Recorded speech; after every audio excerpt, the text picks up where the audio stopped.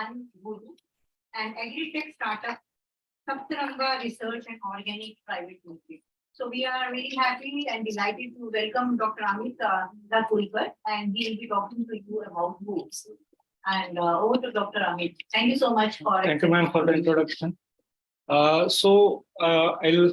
talk about what are MOOCs. So the talk is roughly divided into three parts. The first part, I'll introduce what entails a MOOC, for example. The second part, I'll give a live demo of one of the MOOCs that I am handling right now. And in the third part, I'll talk about various types of assessments that are possible with whatever technologies we have. And in this, some of the notions that we have about teaching and learning will be challenged. Some of the things will be provocative for you when I say that. But I hope that this little introduction will set you on the path to create your own MOOCs. Okay. So just one sec. So this is my background. I've been working in area of what is called as open education, STEM education, educational technologies, and teacher education for the last 15 years or so. And in this, I've done a lot of research. I've developed several things. I've also taught several courses in these disciplines, as well as I've done a lot of field work in this. So I was part of various large-scale projects which entailed these entities. And so let's say, let us try to first understand what is the meaning of the word MOOC. Okay, so how many of you know the meaning of this? Madam has translated it. Online open courses. And have any of you actually done a course which is a MOOC? Done as a student, I mean. In Coursera. Coursera, you have done. Okay. You have also done. Okay. So you have some idea of what a MOOC is. Okay. But just to explain it, so basically it's massive open online course. And what is meant by massive? So is 100 a class of massive, or it is 1,000 or 10,000? So some of the MOOCs that are there worldwide, they have like thousands of students. Sometimes it goes to lakhs of students for one course. Okay, so that's the scale of massive that we are talking about, and it's open. So what is the meaning of open? It's that it goes with a particular license. I'll talk a bit more about what are licenses, and it's accessible to all. Maybe there is a registration involved, but anybody can access the course, okay, for free. That is the meaning of open. And cost-wise also, again, I'll come back to that point. So most of the MOOCs are presented in such a way that you can audit the course for free. But if you have to take a credit, for example, if you have to take a certificate for that course, you'll have to pay some fees. Okay, so that's the model most of the people actually use.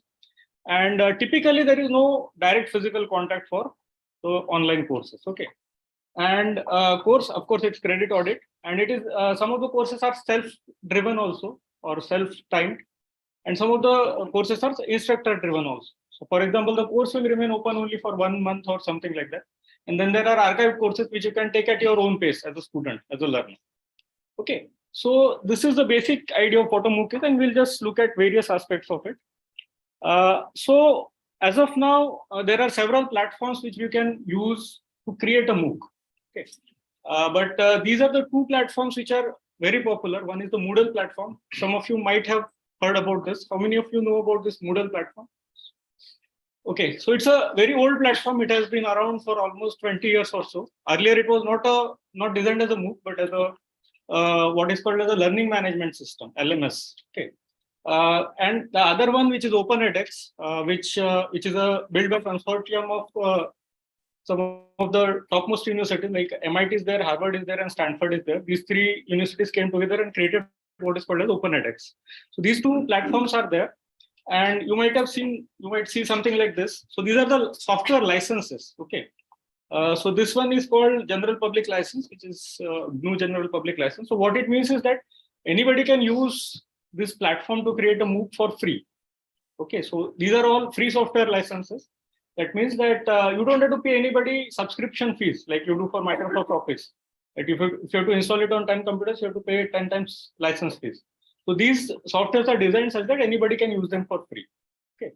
And there are other platforms also which are paid platforms. I'm not going to go into that. As educational institutions, I think we should have always have free software with us. Okay. So these are the licenses, and I'll also talk a bit more about this particular license, open license. What is the meaning of that? How many of you have used Wikipedia? Is there anybody who has not used Wikipedia at all so far? Everybody uses Wikipedia, right? So what is that makes Wikipedia great, or what is that it makes it accessible to everybody? It's open to all.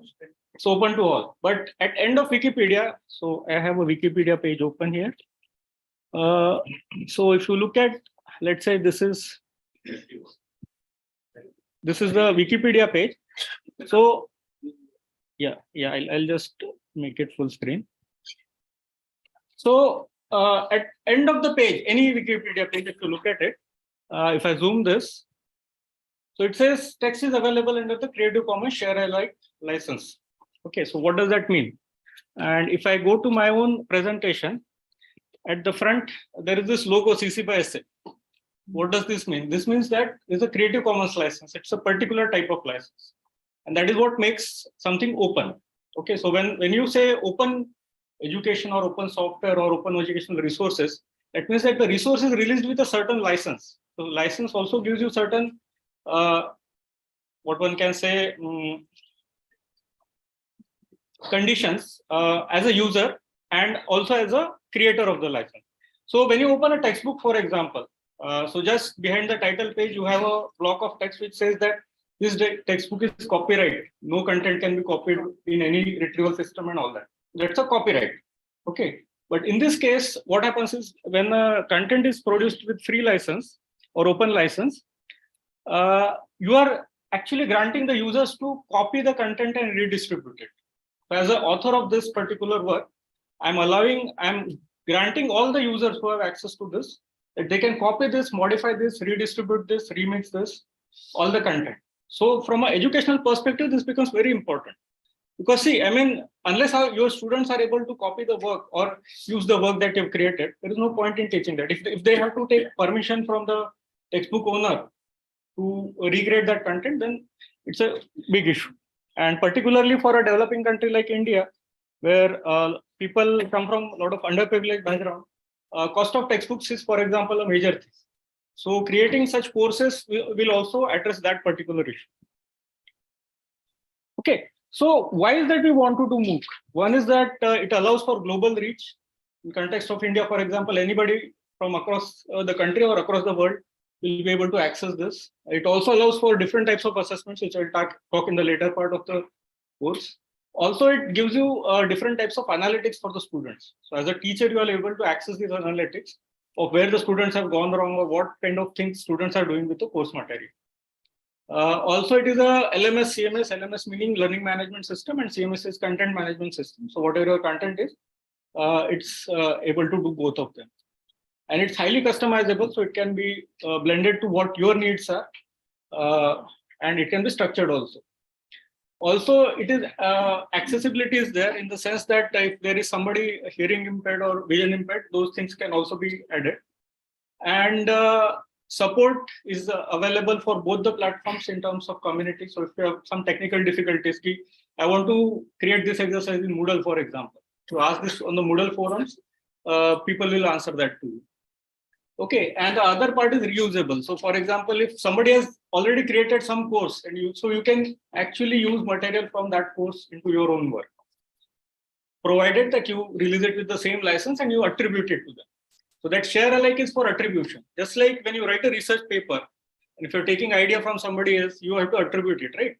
So similarly here also, if you take material from somebody else, you have to attribute it to them. So that's what the share alike means and by means. So by means that, okay, this content is created by them, but I'm reusing it here. So you have to just attribute to that. Okay, and finally the asynchronous part. Now, most of the teaching and learning that happens in institutions like such as research institutions, it's synchronous. What a synchronous means is that like just like I'm teaching you right now. So both of us are here in the same space and time, and we are interacting in real time. Okay, but asynchronous means that you create content at some point and somebody accesses it at some other point or interacts with it, that content at some other point. So think of it in terms of a phone call. So when you receive a phone call, you are synchronously talking to the other person, right? But when you receive an email, you will reply to later when your convenient time is there. That's a asynchronous mode. It's not live. It's not real in real time. Okay, so that is a major advantage of MOOCs. That it depends. It can work asynchronously also. Of course, there can be synchronous components also, but the asynchronous component is very important. Okay. Any questions so far? You can interrupt if you have questions. Okay, so what is my experience in this? So the first venture that I had with MOOCs was this digital literacy program for youth skill development. And this we developed around 2010-11. That was the first time I was introduced to MOOC, and ever since I've been working with them. So I've created courses for masters, PhD, and diploma students, and also a lot of training of teachers for creating MOOCs I've done in the past, which includes university faculty, college faculties, and all that. And so most of this particular presentation is taken from this particular Open edX help page, which is called as Building and Running an Open edX course. So this building part is slightly technical. Most probably your system administrators will be able to set up the instance of Open edX for you. But the later part is for you, I mean, for you as a teacher. Okay.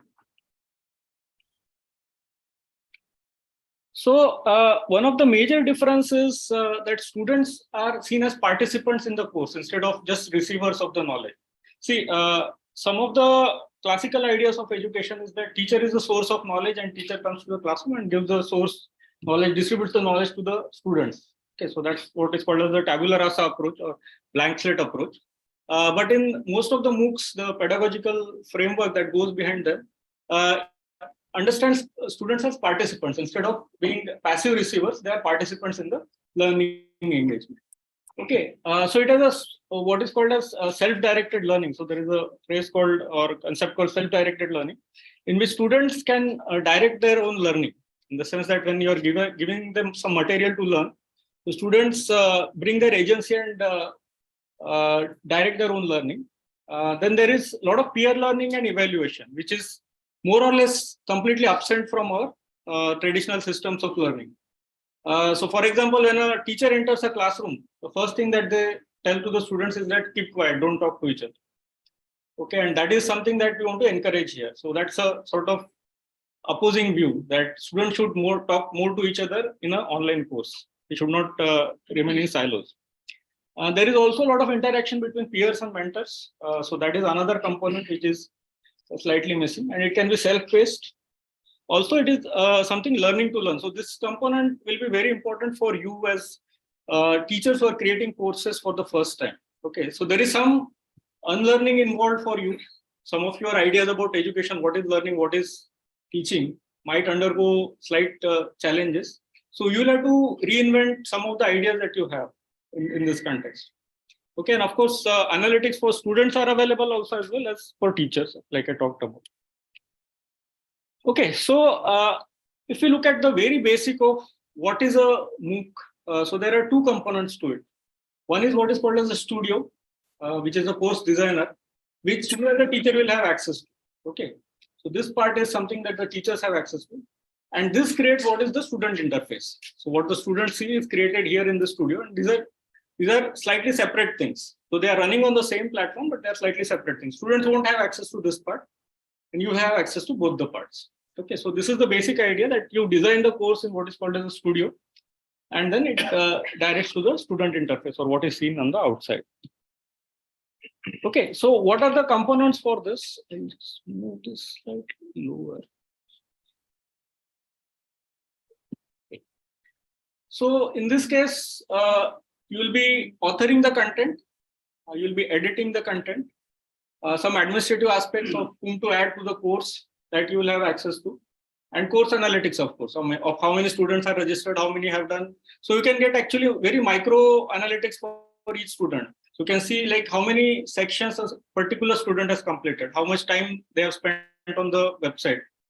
What are their if you have assessments on the course, how many assessments they have completed, and what is their scoring. So this for all students and for all the class you have access to. So if you have 10,000 students also, each student's analytics will be separately available to you. The students will, of course, only see their own analytics. They won't see other people's analytics. And in this case, this part is deployed once you author it. Assignments are there, which students have access to. Then there are discussion forums, feedback from teachers as well as from other students. Okay, so we can have both ways, and self-analytics. So instead of course analytics, we have self-analytics. And category-wise, there are 3 types of users on a MOOC course. One is the admin, which most probably you won't have to dwell into, because this is a more technical part. They'll install the things for you, they'll run the things for you. So this is where you come in, what is called as a staff or teachers. So there are various roles in the thing. One is a non-editing teacher. So for example, if you have created a course and you want somebody else to run that course. 12 hours. Sorry, it's my computer. Okay. And third is the students, of course. Okay. So these are the main components of a MOOC. And in terms of what you see, there are 4 levels. One is the course outline, of course, that what are the sections in that course. And within that, various sections are there. So consider this as a book. These are chapters and these are sections in the chapters. So that's the hierarchy that is followed. And the actual content is in what are called as units. The nomenclature may change in different course authoring platforms, but this is the basic structure that hierarchy is followed. And then this has various components that will come to next. Okay, so this is as seen on the OpenEdX platform. I'll go ahead. Okay, so this is how it looks on the OpenEdX platform. That at the top, there is something called as release date. So each course will have a release date. Let's say if you want to run course for a particular time, then it will have a release date. And then the lessons are there. And these are the sections in that lesson. Okay, and this is how it will look like. So this is on OpenEdX. All of this is customizable. This depends on what is called as the CSS of the platform.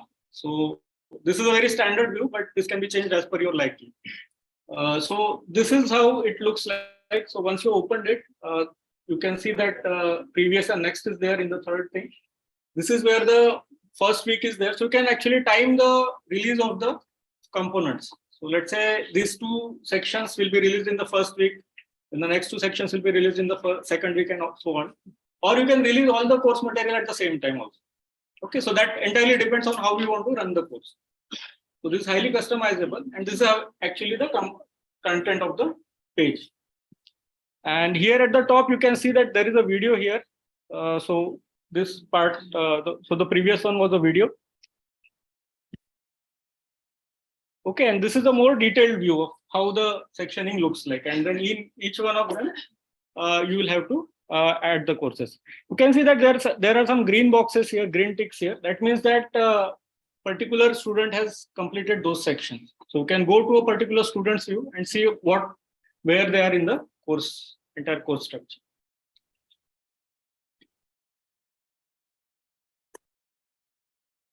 Okay, so I'll just briefly introduce you to what is the unit activity page, what are the main components. And this is the basic unit that students see and interact with. Okay, and there are 4 major types which are here. One is a discussion, which, for example, you give a certain topic for discussion, and the students discuss it amongst themselves, and the teachers just intervene in between and check how the students are doing, or if they have any queries, they can answer it and moderate it also. Then there is something called as the HTML page, or the basic page, where you can embed text, images, something like that. And then there are assessment types, the problems, and finally there is a video thing. Okay, so we'll see each of them slightly better. Okay, so this is a basic HTML page, how it looks like. So you can add, this is just like your word editor. Okay, and you can edit it here. So any text and images that you have can be seen here. So on each page, you'll be able to see what is called as a live version and a preview. So whenever you edit a text, there is a different view of how it looks like. So because the editor will show you a different view and the published view will be different. Okay, so that's a slight difference in the two. and you can always change the views. Okay, and also there are a lot of options of customizable of whether it is hidden from the students or only visible to a particular set of people and all that. And you will have to publish each changes after it is done. Okay, so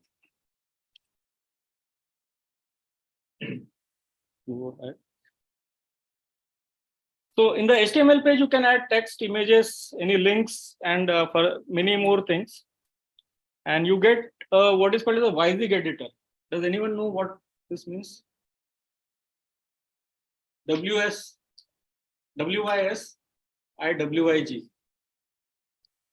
Have you heard this term before?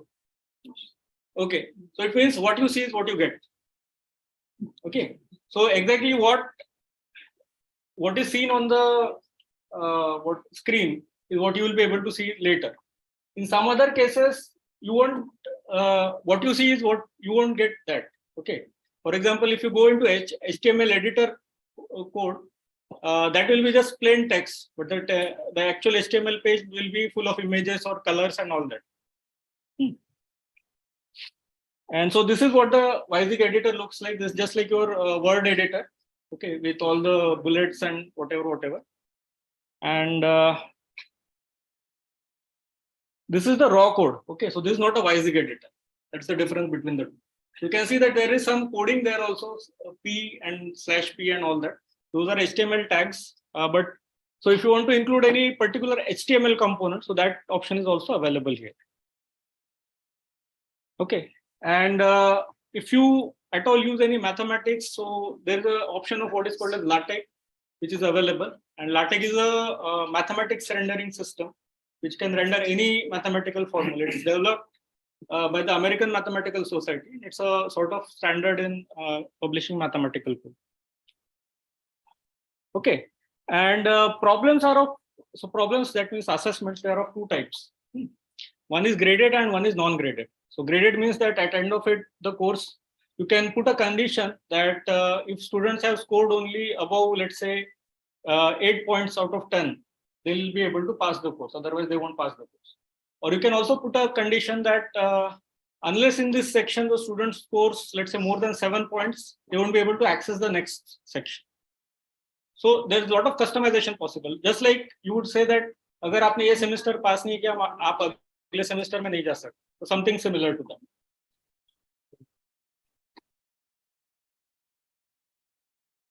Okay, so some of the common problem types are checkboxes, in which like students can just choose a particular answer, or a drop down, or multiple. These are various type of multiple choice problems, and also numerical input. So if you want a number as an answer, then that is also possible. And this is another one, which is the text input, in which you can actually ask questions. Essay type answers are there, which are possible. Okay, and then there are some advanced things also, which I'll show you in the last part of the talk. But just for this particular thing, just keep this in mind.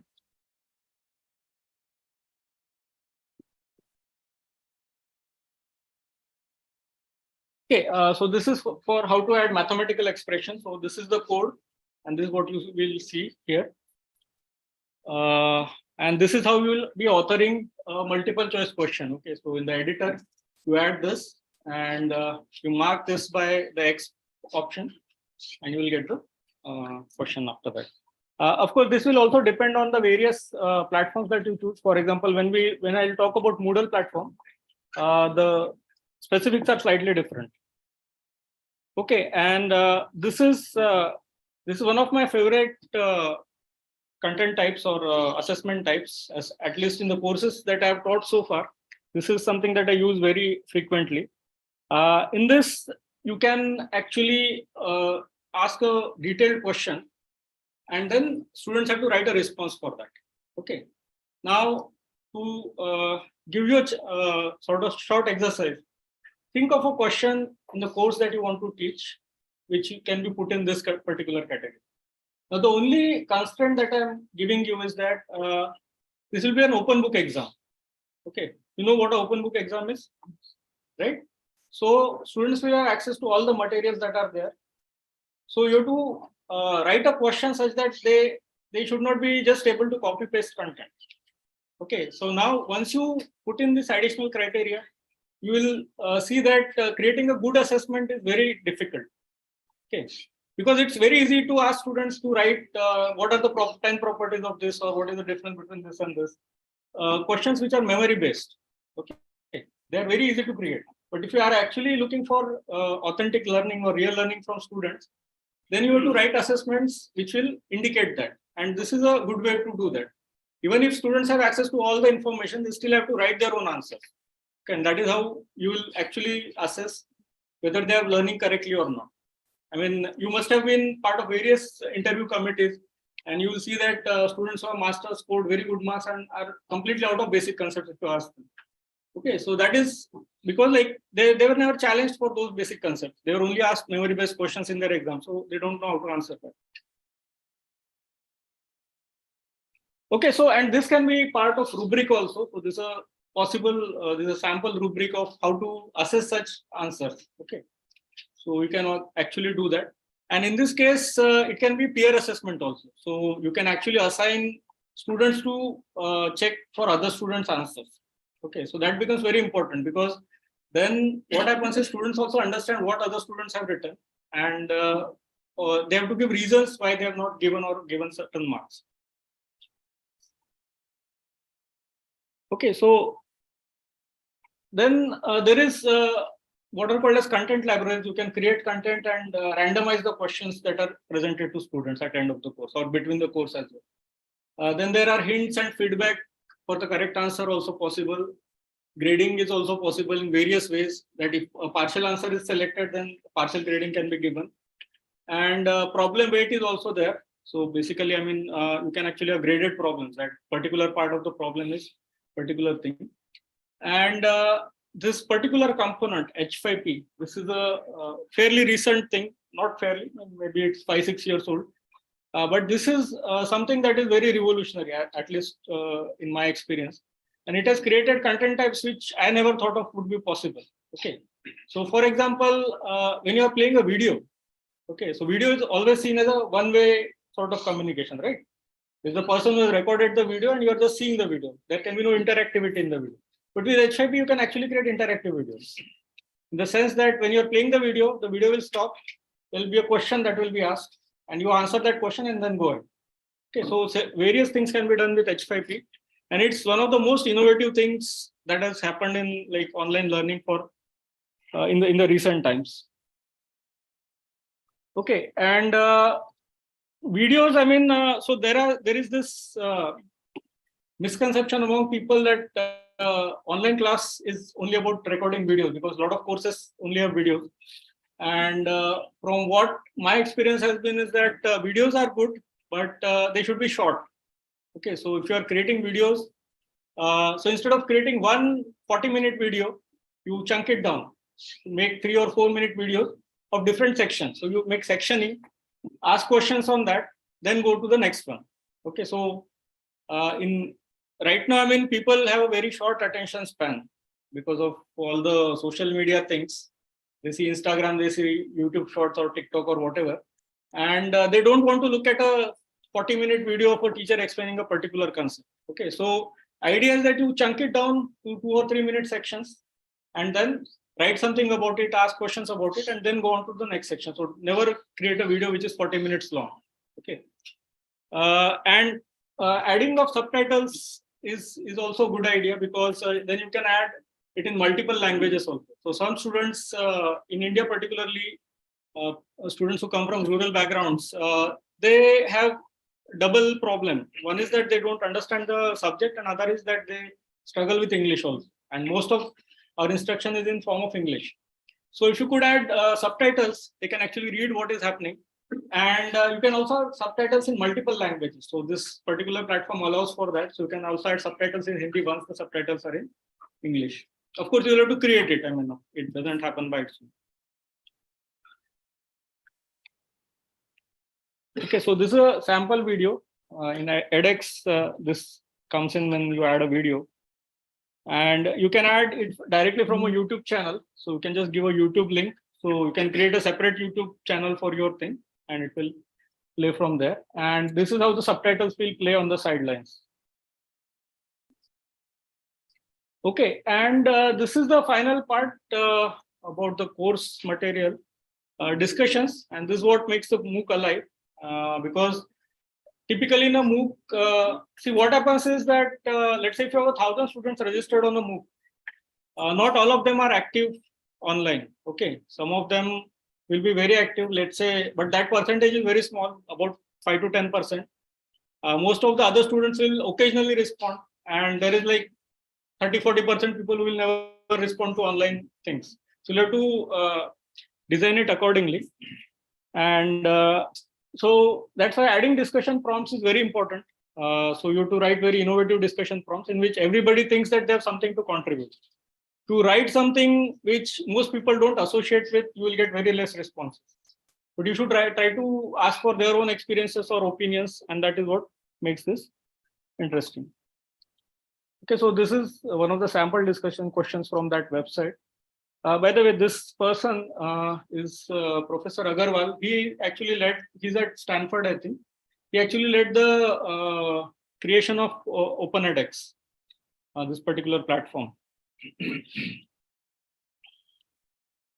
Okay, so this discussions allow for peer interaction, peer and faculty interaction, as well as feedback. And then there can be categories in discussion and all that. Okay, so these are the 4 major components. Move this here. Videos, discussions, problems, and HTML, which make your MOOC. And then there are some additional things which you can add, which are pages and assets. So for example, if you want to add PDF for your courses, so this is where you'll add that. And there is also a wiki for each course. So you know Wikipedia, right? So has anybody of you edited a Wikipedia page? You edited. Anybody else? You also edited. Okay, so what this means is that for each course on Open edX or on Moodle, you also have access to wiki. So you can write certain things or allow students to write certain things. So this can be assignment for students as well. Like create a page for this on this particular wiki. Okay. So or anything that happens in the course can be documented here. So this wiki allows you to keep that. This is like a notes for the course, which anybody has access to, and anybody can write to this. Okay. And this also allows you to write FAQs about the course of how I do this. And then collaborative exercises can also be there. Some errata if there is something, and suggestions from the users. And in the files assets, you can add audio, video, images, subtitles, PDF. So whatever materials are there for the course. Okay. And some prerequisites is like you have to write an about page, description, expectations from the course or effort that it will take. For example, when you go to Coursera or something, they'll tell you very categorically, this is about 30 hours or 40 hours of coursework and assessments. Okay, then you have to add a course image that makes course attractive. It should stand out from other courses. And then the staff, for example. And then there are other aspects, very minor things, which is visibility and release dates and other things. So what are the challenges? So one of the things which is improving rapidly is that the infrastructural thing, that students may not have access to devices or they may not have access to internet, but it is decreasing every day.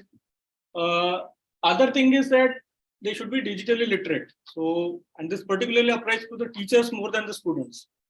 Okay, so because a lot of teachers don't have the requisite digital literacy which is required to create such courses. They may struggle with very little things which are very obvious to others, but that is a real challenge, I mean, at many levels.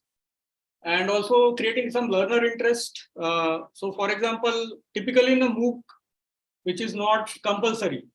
So I think in which like people come on their own volition, the success rate is about 5 to 10%.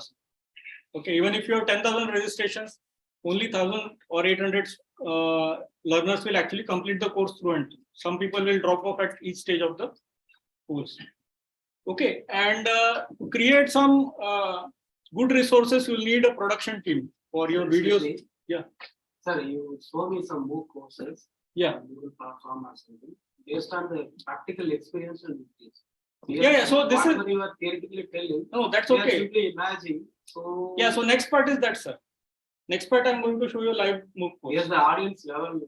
We are just exposing newly to the. Yeah, I understand that. So this is just an introduction of what is there, and in the next part, we'll actually see an actual live component. Okay. So the other aspect is like, so this may not be a single person exercise. You might need help in all aspects because everybody cannot do everything, particularly for producing videos, cutting them, creating subtitles, or creating images for the course. You might need help from some other people, and creating resources also. Okay, so this is the end of the first part of the talk, in which I just introduce you to what MOOC is and what it entails. The second part of the talk will actually see a operational MOOC in practice. Okay, so whatever we have seen so far is from platform which is Open edX. The other platform is the Moodle platform, which I'll just show you. Okay, so this is my company's Moodle platform. This is run by us, and so there are few courses here which are for 11th and 12th science classes, and you can see that there are various teachers who are authoring these courses. Okay, so I'll just so I've created this test course for this particular talk. This one I just created. So we'll just log in here and see how it goes. Okay, any other questions so far from the first part?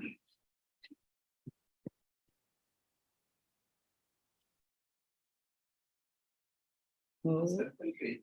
Hmm. The template was showing. Mhm. Page, Lorem ipsum. Okay. What is that? So lorem ipsum actually is a Latin paragraph. It is used by typographists. Okay. So when you typeset a particular text part, it's used as a dummy text. It is a dummy text so that you can see how it looks like. It doesn't have any meaning. Is it a frame or? It's actually a paragraph. It's 3 or 4 paragraphs, which really doesn't have that much meaning. No meaning per se. No meaning per se. It is a Latin phrase which somebody has come up with. Latin paragraph actually. There are 3 or 4 paragraphs, but lorem ipsum is the starting. So that's why you see that everywhere else. So it's used as a dummy template for. So let's say if you want to see how a particular font will look like, then you use that particular dummy text to see how the document will look like. It's used by typographists a lot, so that it has traveled from there to here. Okay, so I have logged in here. This particular, so this is a Moodle page right now. Okay, you can see that there are various components here.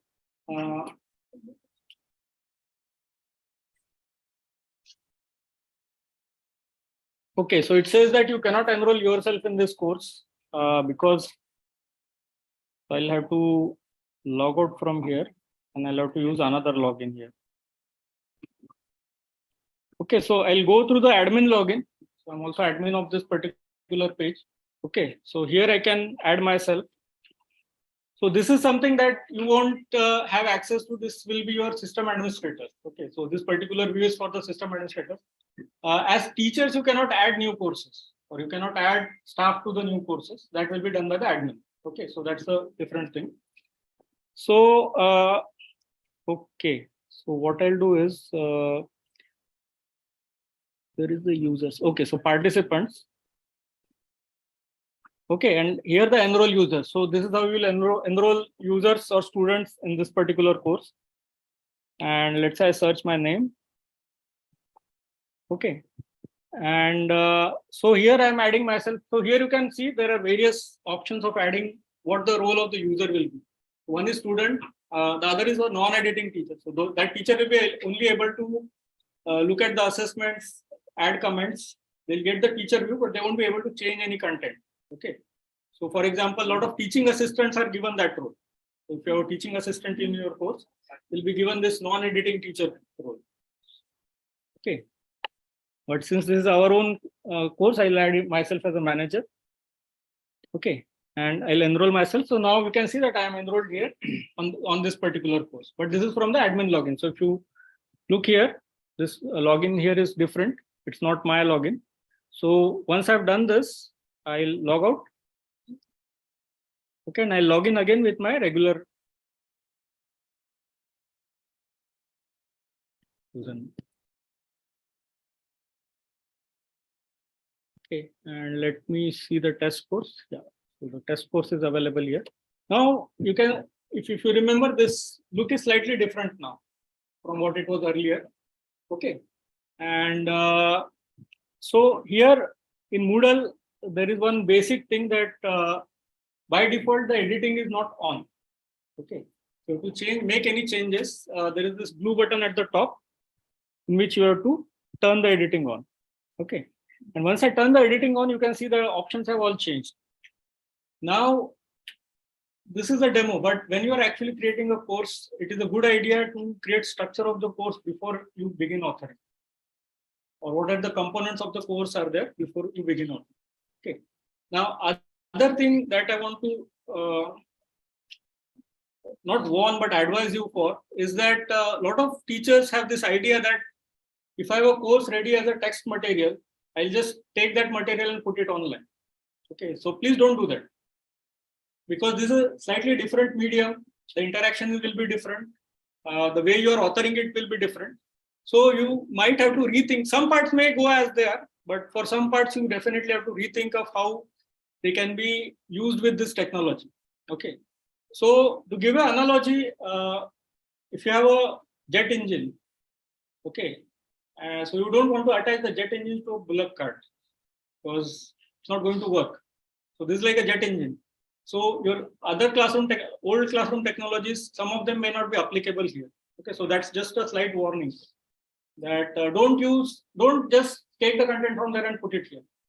That way, most of the affordances provided by such platforms will not be used by you. Okay, it will be just a reintroduction, and a lot of people do that actually, which is unfortunate. A lot of people, particularly in school education, they just make scans of the textbook and put it on the slides, and that's online learning for them. Please don't do that. Okay, because this allows you for a lot of interactivity. So we'll have to go along with that. We have about half an hour more. Yeah. Okay. Okay. So here, so the first option is announcements. Are you able to see this from the back?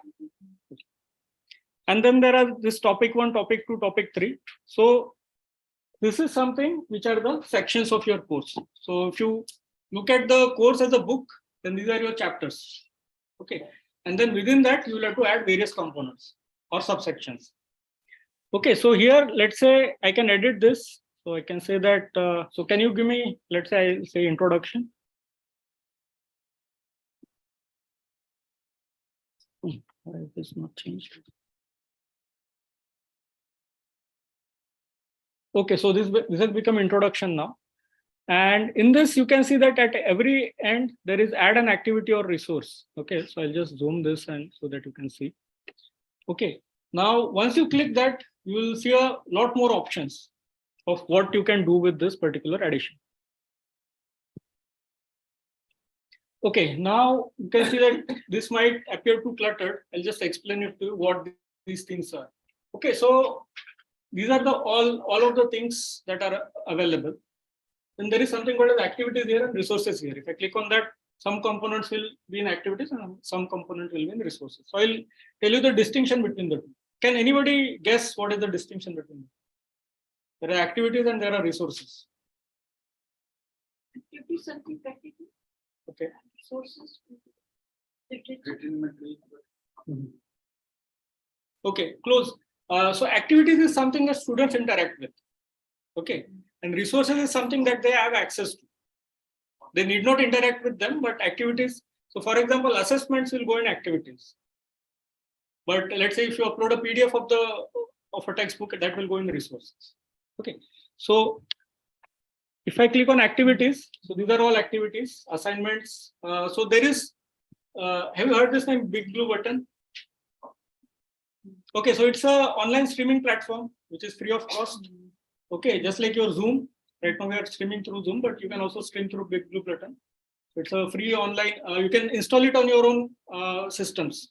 Okay, not PC, but servers for your institutes. And this requires a bit of more resources, but you can be your own streaming, create your own streaming platform, just like Zoom. Then there is chat, choice, database, we won't go. Then there is this external tool, which I won't talk about right now. Forum is something, discussion forum. For each course, you can also create a glossary. Okay. And this is a very interesting thing because this can be done by students also. So for example, you can give this task to the students that you find out all the important terms from the course and create a glossary on the wiki. And then you can add it here. Okay.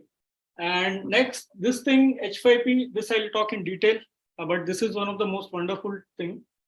Then there is a quiz, survey, if you want to take a poll in the class, and a wiki is there. Okay. Other components are there, but I'm not going into them into detail. And resources are, like I said, book, file, folder, and a page. Okay. So pages, a collection of pages is part of a book. So book contains pages, and you can create either of them. Okay, so let us start with a page here. Okay, so it says adding a new page to introduction because we have changed that topic. Instead of topic one, we have introduction here.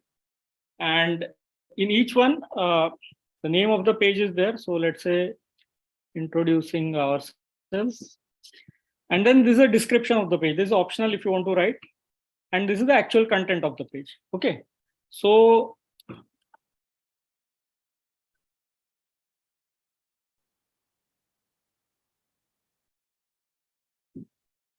so I've written this.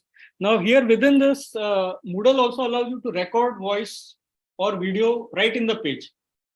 Okay, so if you want to just give one, say something, you can record it right from the page here. Or if you want to record a video of yourself, which is a short video, you can record right it from here. Okay. So in between classes, and of course the images are all there, images and other things. And if I expand this, so this is the advanced options. So some underscore and superscript and subscript is there. Apart from this, this might be of interest to you. So there is this chemistry editor. Okay, so you can actually have access to. This should.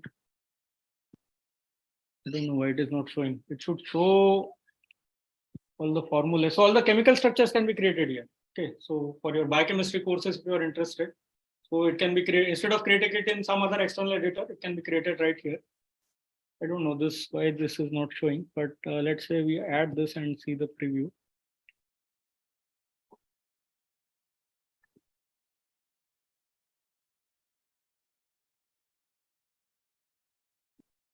Okay, and so this is not WYSIWYG. This uses LaTeX package called MHChem. And other than that, for mathematical symbols, this LaTeX code is there. Okay, so this is the equation editor, which you can see here. So all types of symbols are available.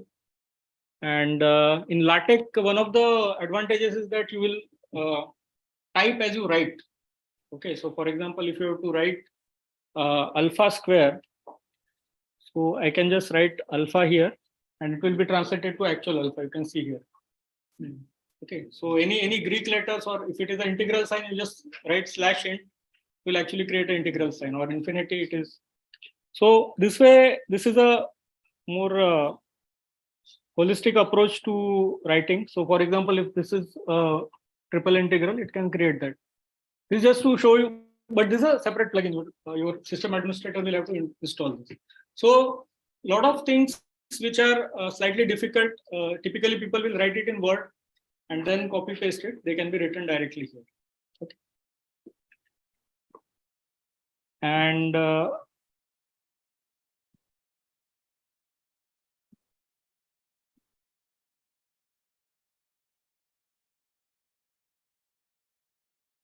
okay, and apart from this, there are other options. One is the tags. You can add tags to each page, which will help you search it later. And competencies. So you can actually create competencies for each course. So if you ask this question, what is that students will learn after doing this course? What are the objectives of this course? What are the learning competencies? So you can add them to that. And then you can map these competencies to each of the component of the course. Of course, this requires a bit of timing and planning, but these options are available. Okay, so I'll save and display. And you can see that alpha has transformed like this here. Okay, so this is how the page will look like. And in this case, this is a view that I'll see. But if I go here and I say switch role to, so I can say how a student will look at this course, because so this is how the student will look at it. Of course, this page doesn't have much, so the view is not very different. But in other cases, the views will be very different. Okay, so this is the basic idea of creating a MOOC. But of course, when you go into details, things will get more messier and you will put in more efforts. Okay, so I'll just add one more thing here.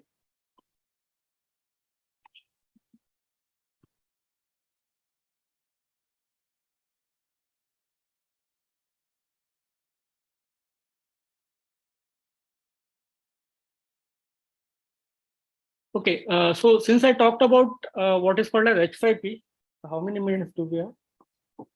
20 minutes. Okay, we have 20, we have sufficient time. Okay, so I'll add one more thing and let us see how it goes. So if I add quiz, for example,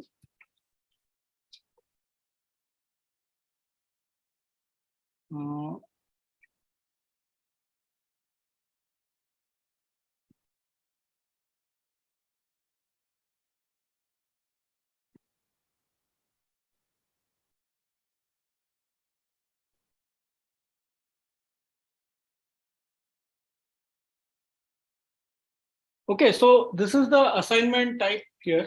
There are a lot of options. I'll just show you a few of them. And so, or maybe I'll show you what already exists. That may be easier for me. What is the extent of this? Expense, no, so that's why I said this is a free software. You don't need to pay anybody any license fees. So how to get the admin rights? So you'll have to install it on your institute's computer somewhere. See, right now this is running from our website.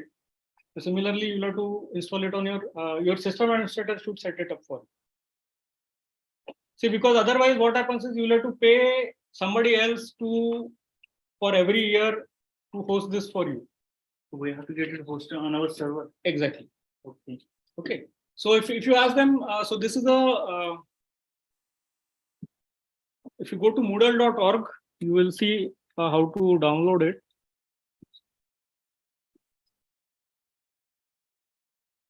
So from here, you can download the software and install it on your computer. Okay, but that will be an administrator's role. I don't expect you to do that, but somebody else in your organization will be able to do that, particularly your system administrator. And this is a very light course platform. It just takes very little resources. It doesn't take very heavy resources. OpenEdX, on the other hand, is slightly resource heavy. You will require slightly better machines to host OpenEdX. But Moodle is very light on your system requirements. Okay, so you should be able to host it without much issues. And this particular Moodle forum, so if you go to forums here, you'll see that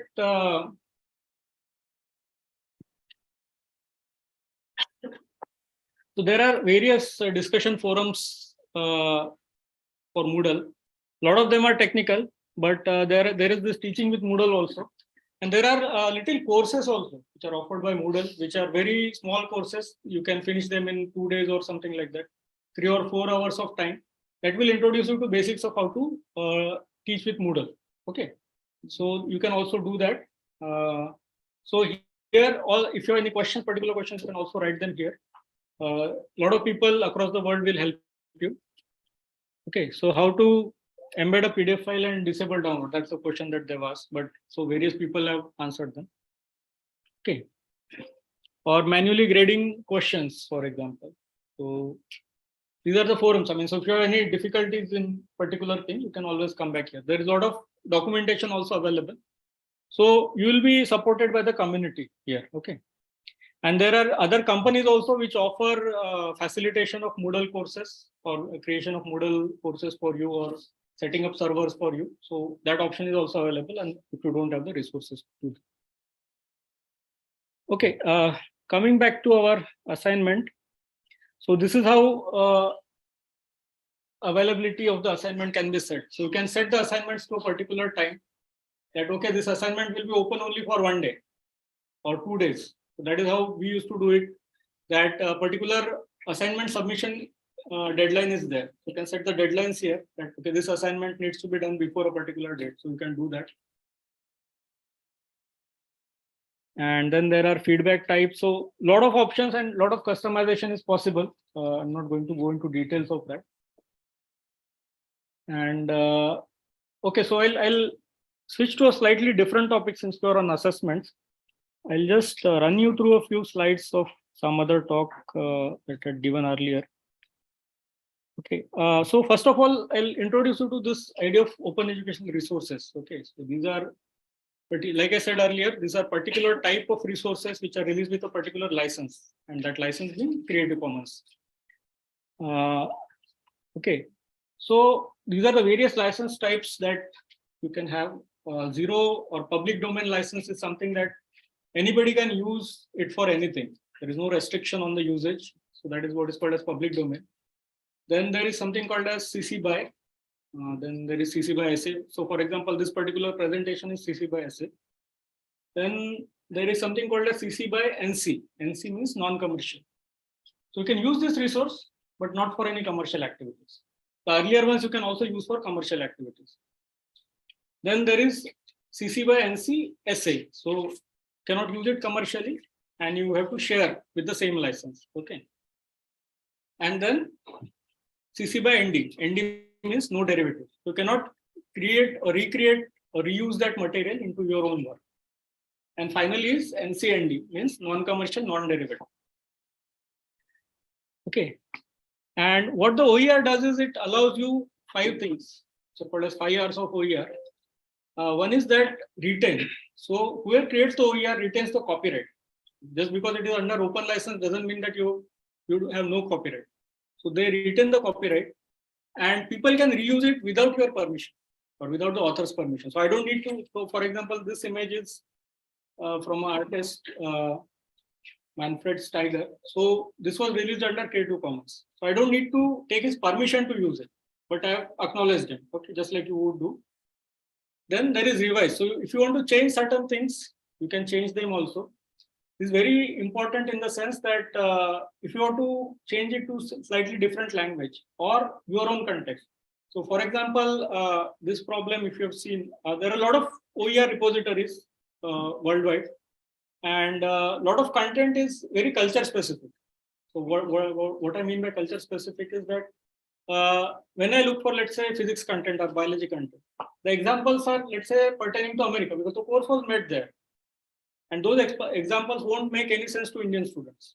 Similarly, for example, in your case, if there is a course already developed on animal husbandry, they might be doing it for something else which is not applicable for us. So, but the structure of the course is right there. It's good. And you want to use some components. So you have a right to revise it also. You can change certain parts of it and then remix it. Means that you can combine it from different materials also. And finally, the most important is the redistribute part. You can actually legally allowed to make copies and give it to your students or other participants or your friends, family, anybody else. Okay, so that's why it is very important for the course to be. Okay, so this is an example. For example, this photo of Einstein is in public domain. So anybody can use it for any purpose. So it can be used as a part of textbook or can be used as part of slides. Can be revised also. So I made slight changes to that. And it can be also used commercially. I can make prints of this on a t-shirt and sell it. But if it was NC by ND, then I won't be able to derive this or I won't be able to sell it commercially. So that's the difference. Okay, and this I won't go into. I'll directly jump to the other part about assessments, because see, this is something that is very important, particularly when you are shifting from traditional learning and teaching to online learning and teaching.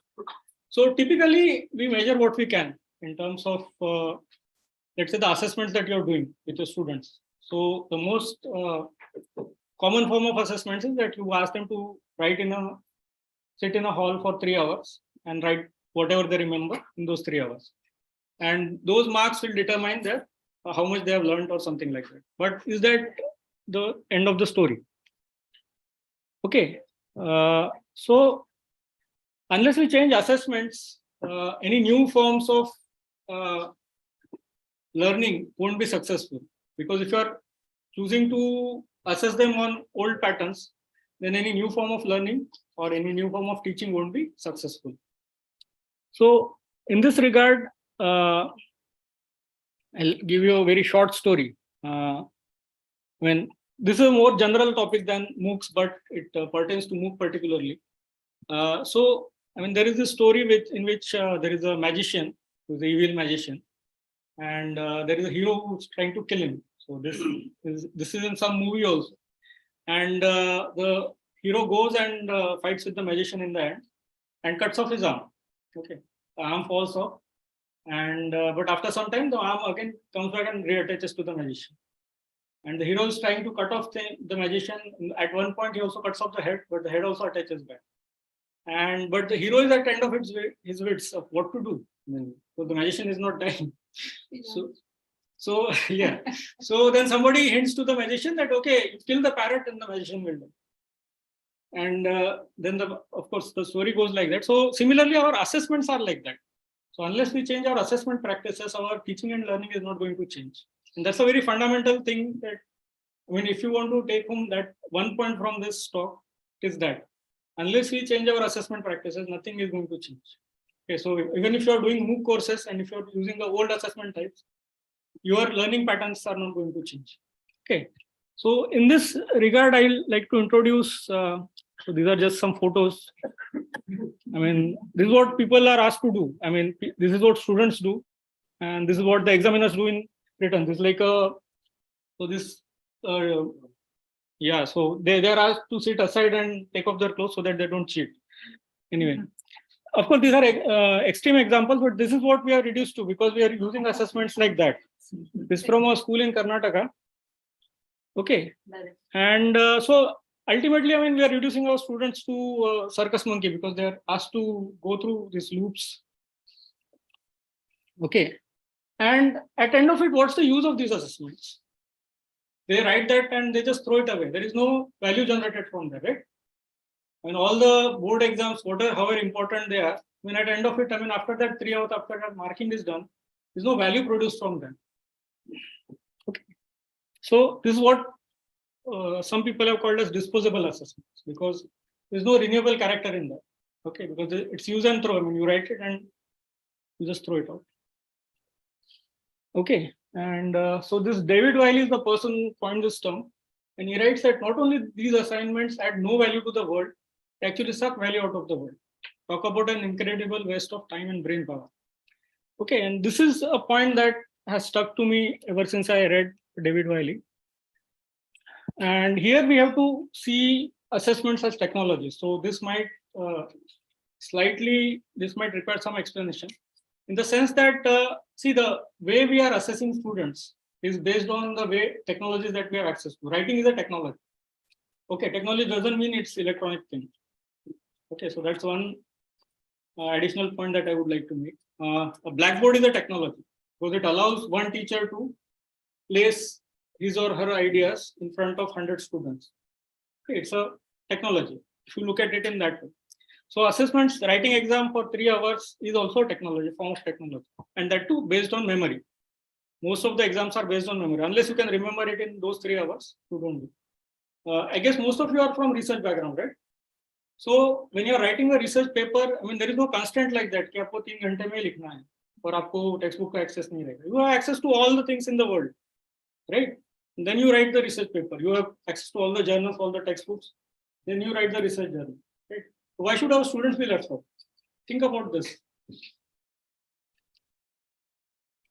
Okay, so what can be done with present technology? What can we do with pedagogically if we don't have to worry about copyright? So this is where the copyright component also comes in. Okay, so this has led to creation of what is called as open pedagogy. in which it's not only the type of assessments, but what the value they bring into the world is also decided. And these are called as renewable assessments. That's something that brings value to the world. Okay. Now, some of you might be asking or thinking about this. What are examples of renewable assessment? Okay. Now, I've worked on several projects which actually use these things. So one of the things was that students actually wrote a textbook.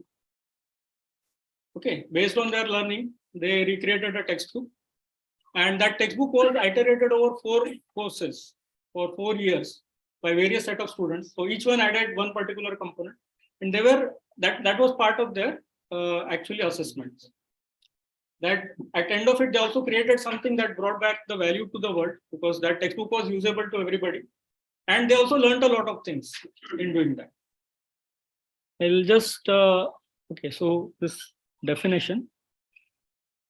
So this is one of the programs that I was. So this is the first MOOC that I created. I talked to you about. And so here we used actually what is called as field papers. So idea was that this is a satellite map of a town near Gujarat border called Talasari, and that area was not mapped at all. Okay. So what the students did is that they actually took this printout, and you can see the paper markings.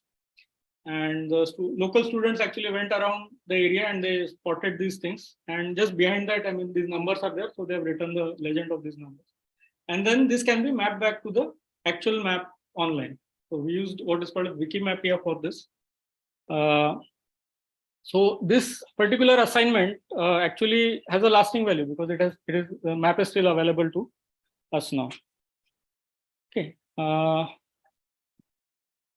Yeah. So idea is that whatever challenges are there, you have to solve them collaboratively. And this is what is called the OLPC project, 1 laptop per child. So I was involved with the India implementation of this project. And this little laptop that you see was developed by MIT.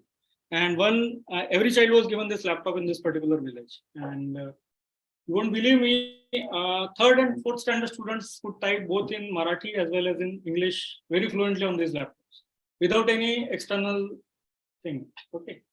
And these laptops are various qualities, but idea is that so far we have only mentor assessments. Okay. So you as teachers will assess your students, and that's the end of the story. But what we also need to bring in is some peer assessment as well as some self-assessment. And these are possible with the technologies that we have. These were taken at Galtaji at Jaipur.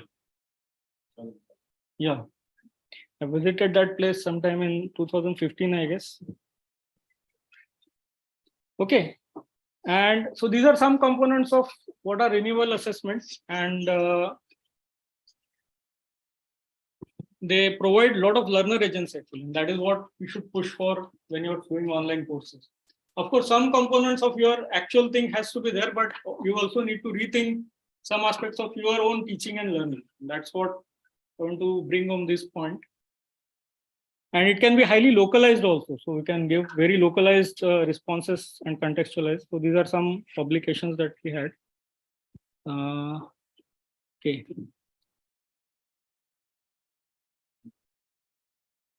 I think I'll stop for here. And I'll finally show you the H5P part, which I had promised. So just note this h5p.org. This is one website where you can actually look at really amazing things that are done. This is the video editor. So you can see that it's playing here. So this is what is called as animated GIF. So that's another thing that you can use very heavily in your courses. So it's not a video, but it's a very small clip of about 5-10 seconds, and it goes on playing continuously.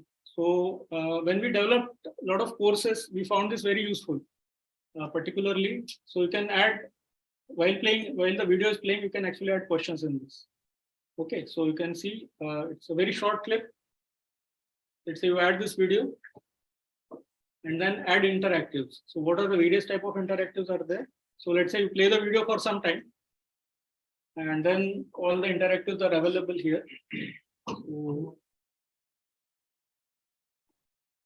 They've already added these questions and it's right here.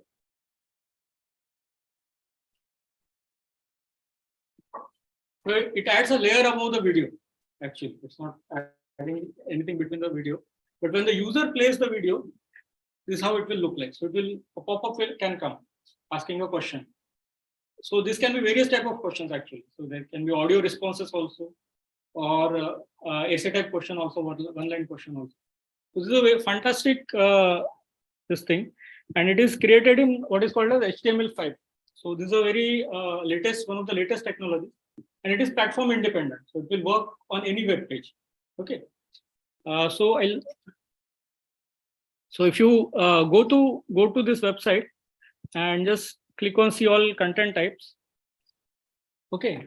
So these are all the content types that are possible. I'm not going to go into detail. I just wanted to show you with the video thing because that is something very, very innovative. Because videos are usually seen as a very passive way of addressing students. Okay, so there are this is another interesting thing which I found. So for example, so these are find all the vegetables in this picture. So if I click here, so it can show me which are the vegetables and which are not. Okay, so something like this you can create. I mean, of course, it will depend on what you want to create, but this gives you some idea. And then there is this image sequencing, which is also which you might find interesting. So, for example, when you have different cycles, you can actually cut out the components of different cycles. Let's say you have carbon cycle and ask them to sequence the cycle correctly. That's one use, but something like this can be done. So this is all interactive. So for example, I can say Mercury is the smallest, then Mars is there, Venus is there, then Earth is there.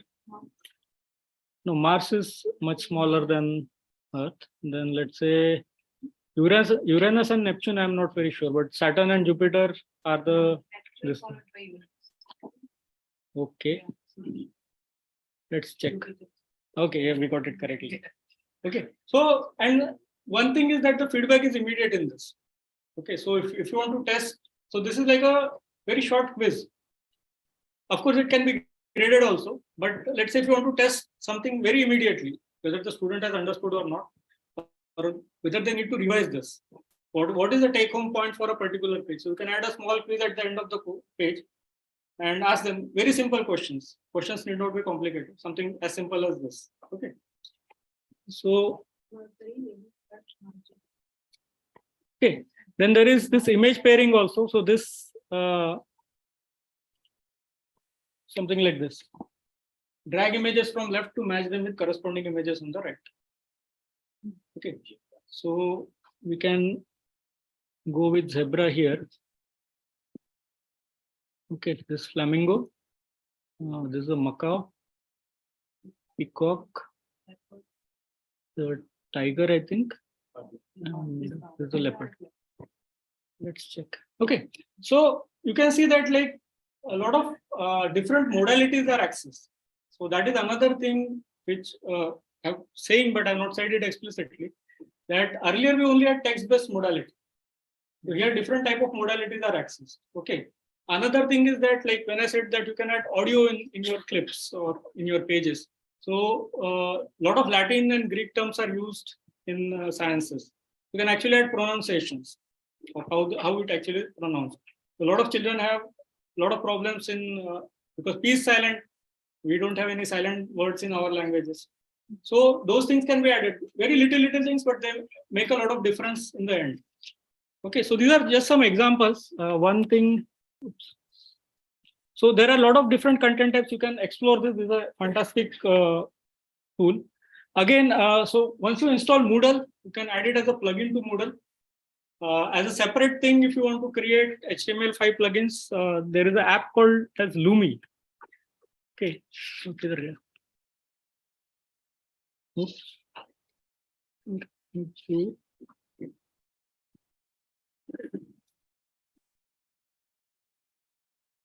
Okay, so this is a Lumi app where you can actually create or edit things. But on H5P website, they allow you certain limited number of things to be created. Okay, and you can embed it in any web page. It need not be on your own coursework, but on any HTML web page you can embed it because it's stored as a what is called as a H5P file.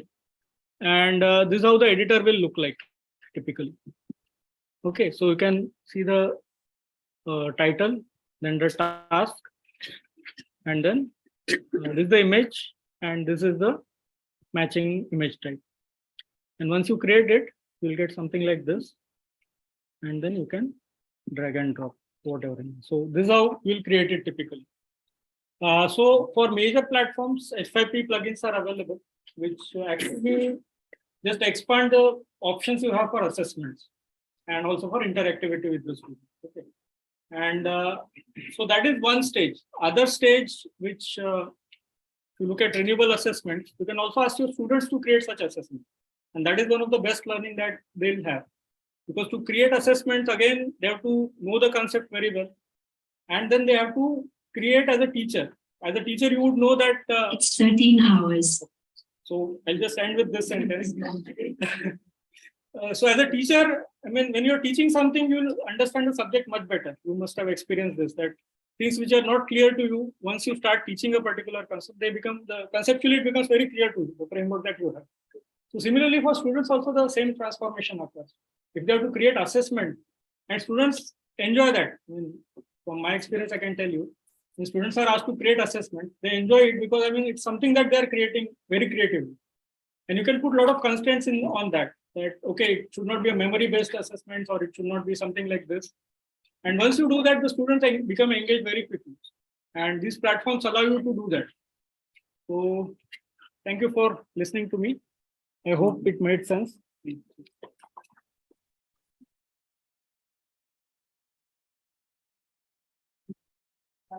you so much. It was all very much practical oriented and you could divide your lecture into two parts and I hope all the team participants have taken some messages out of his whole lecture and demonstration. Thank you, Dr. Amit. Thank you. And, we thank you for accepting and giving future also to you. You are expertise. So friends, you must have all seen the messages. So before we disperse to the lunch, we will have a brief homage. Dr. Amit, we lost Dr. Ernest on Okay. Yeah. Friends, all of you know that we are very much saddened to hear this news and today morning at 11:20 he passed away and he died. So all of us are very strong and very sad. All of you know that he was a visionary and he came to the world in the field of science in general and all the university. We have no one to count his contributions to the field of agriculture and country has lost also the scientific community. So by paying homage with 2 minute silence, all of us should stand and pay homage to the